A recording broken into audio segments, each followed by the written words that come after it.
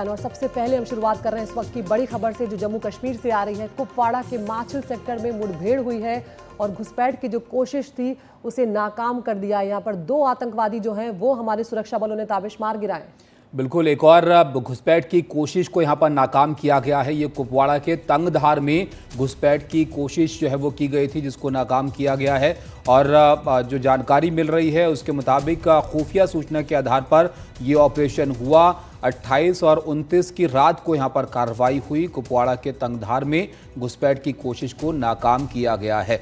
हमारे सहयोगी राजीव हमारे साथ हैं। राजीव, कितने आतंकी थे, क्या जानकारी मिल पाई है इस घुसपैठ की कोशिश को लेकर? देखिए, आपको बता दें कि कुपवाड़ा की बात करें तो कुपवाड़ा में 2 जगहों पर, एक तंगधार और दूसरा मच्छल सेक्टर में घुसपैठ की कोशिश हो रही थी। पाकिस्तान की ओर से कोशिश हो रही थी और 2 आतंकियों को मच्छल सेक्टर में और 1 आतंकी को तंगधार में मार गिराया गया। फिलहाल वहां जो है इनकाउंटर चल रहा है। इसके अलावा एक और इनकाउंटर चला है सुरक्षा बलों का जम्मू के एरिया में, जो रजौरी एरिया में। वहां रात को जो है सस्पिशियस मूवमेंट देखा गया था, तो पुलिस के द्वारा फायरिंग की गई और फिलहाल वहां तलाशी अभियान चल रहा है। लगातार इस तरह की कोशिश है, जो सीमा पार जो आतंकी बैठे हुए हैं और उनके जो आका बैठे हुए हैं। जम्मू कश्मीर में चुनाव होने वाला है और चुनाव के माहौल को बिगाड़ने के लिए जो है आतंकी को घुसपैठ कराने की कोशिश कर रहे हैं। लेकिन जो सुरक्षा बल है, सेना जो है, पुलिस जो है, उनका ये कहना है कि वो किसी भी सूरत हाल में जो सीमा पार के जो नापाक इरादे हैं उनको किसी भी तरह जो संभव नहीं होने दिया जाएगा और लगातार कोशिश कर रहे हैं। उस हालात में कोशिश कर रहे हैं, चाहे तंगधार की बात करें, चाहे मच्छल सेक्टर की बात करें, वहां पर जो आपको बता दें कि मौसम खराब है। वो जो इलाका जो बहुत डिफिकल्ट है, बहुत चुनौती भरा है, बावजूद जो है वो डटे हुए, अपने ड्यूटी पर डटे हुए और 3 जो है घुसपैठियों को मार गिरा है। फिलहाल ऑपरेशन जारी है।